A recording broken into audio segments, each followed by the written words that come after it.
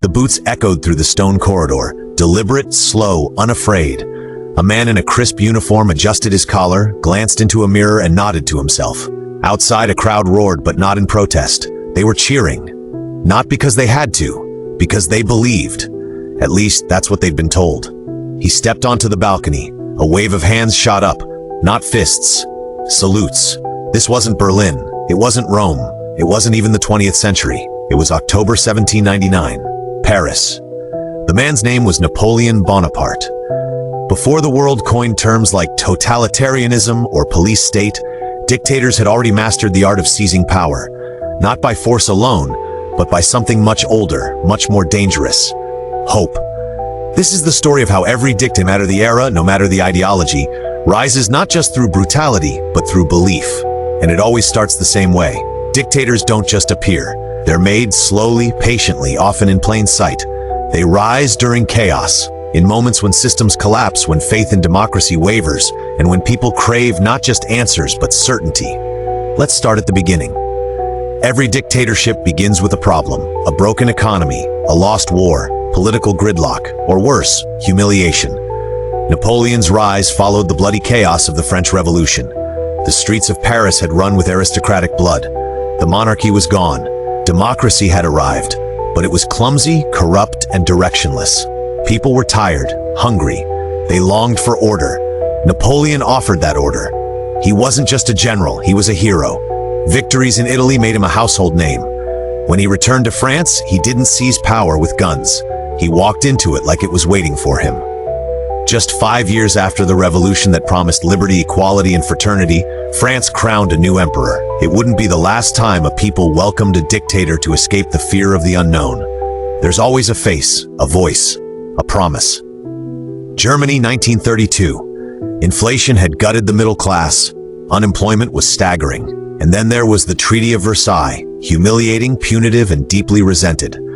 Enter Adolf Hitler. He wasn't a war hero, but he knew how to speak.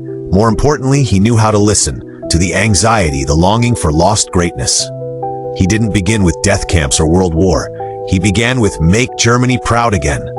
He promised jobs, stability, a future, and the people believed him.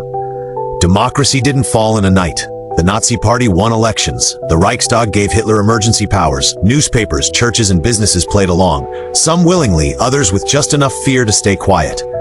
And by the time resistance came, it was too late. Dictators don't always storm the palace. Sometimes they walk through the front door with applause. Take Benito Mussolini. Italy after World War I was divided and disillusioned. Socialists clashed with conservatives. Veterans felt abandoned. The king, Victor Emmanuel III, couldn't hold the center. Mussolini led the March on Rome in 1922, a theatrical display of power more than a real threat. But it worked. The king appointed him prime minister to avoid civil war. Within months, Mussolini dismantled democracy piece by piece, always under the banner of national unity. He banned opposition parties, took over the press, and used fear to silence dissent. But he always framed it as strength, not suppression. The trick isn't brute force. It's making people think they're safer with you in charge. Once they have power, the next step is to become unavoidable. Dictators don't just control the state. They become the state. In the Soviet Union, Joseph Stalin plastered his image everywhere. Factories, schools, newspapers. History books rewrote the past to make him a visionary. Artists painted him like a god. Children grew up singing songs about him. Adults whispered his name in fear. North Korea's Kim dynasty took it further. Kim Il-sung didn't just run the country, he became the eternal president, even after death. His son, Kim Jong-il, and grandson, Kim Jong-un, continued the dynasty, fusing politics with something closer to religion. Photos of the leader hang in every home. Every citizen wears a pin over their heart. Every accomplishment is credited to the supreme leader, even the weather. The message is always the same. There is no life, no truth, without him. No dictatorship survives without tools, propaganda, surveillance, and violence. The secret police are almost always there. Whether it's the Gestapo, the NKVD, the Stasi, or the Securitate in Ceausescu's Romania, their job is never just to catch criminals. It's to make you think you're always being watched. In East Germany, 1 in every 6 people was an informant. Neighbors turned on neighbors. Even spouses weren't safe from betrayal. But fear alone isn't enough. Dictators use media to shape reality. Saddam Hussein's face dominated Iraqi television. His speeches were broadcast daily, often edited to make his pauses feel like thunder. In Uganda, Idi Amin gave himself titles like Conqueror of the British Empire. People laughed until they disappeared. Censorship is paired with spectacle, giant rallies, carefully staged interviews, controlled access to information. The goal isn't to convince you everything's fine, it's to convince you there's no other choice. Dictators often start with popular support, but it never lasts.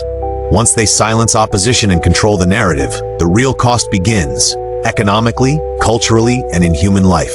Mao Zedong launched the Great Leap Forward in China, promising industrial growth through mass mobilization. Instead, it led to one of the deadliest famines in human history. An estimated 30 to 45 million people died. But dissent was dangerous. To speak out was to betray the revolution. In Cambodia, Pol Pot's Khmer Rouge forced people from cities into the countryside. Intellectuals, teachers, even those who wore glasses were executed. The idea was to create a pure agrarian society. What emerged was a genocide. By the time the world sees the full cost, the regime has already buried the evidence, or the people. Eventually, every dictator faces the same enemy, time. Some, like Stalin, die in office, still feared. Others, like Mussolini or Ceausescu, are executed by their own people. A few, like Ferdinand Marcos or Idi Amin, flee into exile. But even when they fall, the damage lingers. Dictatorships don't just crush bodies. They break institutions, rewrite histories, and leave nations hollowed out from within. Post-dictatorship societies often struggle with truth and justice. Trials are rare, reconciliation is harder, the scars last for generations. And yet, history repeats, not because people forget, but because the pattern disguises itself again and again as a solution. Today, dictatorship wears a suit. Some of the world's most authoritarian regimes still hold elections, but the ballots are rigged. The opposition is harassed. The media is controlled. In Russia, Vladimir Putin presents himself as a stabilizer. He uses nationalism, nostalgia, and calculated repression to maintain control. Elections are held, but real power is never in doubt. In Venezuela, Hugo Chavez and later Nicolás Maduro ran on populist promises, appealing to the poor. Over time, dissenting voices vanished. Food shortages, violence, and economic collapse followed. The language of dictatorship has changed. It no longer needs to shout, it just whispers, "We're all in danger. Only I can protect you." And many still believe it. Across centuries and continents, the story remains the same. A promise, a crisis, and a price. Dictators may look different, but their path to power and the trail of destruction they leave behind is hauntingly familiar. And the real danger isn't in how they rise, it's in how willingly we let them in. In the end, dictators don't take power, they're given it. By people desperate for order, for hope, for someone to blame. They offer simple answers to complex problems, and in the beginning they sound like saviors. But what follows is never salvation. It's silence, it's fear. It's a world where truth bends, and the cost of speaking it is too high. We opened with Napoleon, a man who rose from revolution only to crown himself emperor. But look closer, and you'll find echoes of his story everywhere. From Stalin's iron grip to Hitler's staged democracy to Kim Jong-un's inherited throne. And maybe that's the most chilling part, how easy it is for any society, no matter how proud, how advanced, how free, to fall into the pattern. Because the pattern doesn't begin with tyranny. It begins with a choice. History doesn't just warn us about dictators, it shows us how they win. Slowly, legally, sometimes with cheers. And how often, by the time we realize what we've lost, it's already gone. So what do we do with that knowledge? We stay alert. We question easy answers. We protect the institutions that protect us, even when they feel slow or frustrating. We remember that freedom is fragile, that democracy isn't a guarantee, it's a responsibility. And we keep telling these stories, not to scare, but to remind. Because the next time a man in uniform steps onto a balcony, adjusts his collar and smiles, we need to recognize the script and decide whether we're going to cheer or walk away.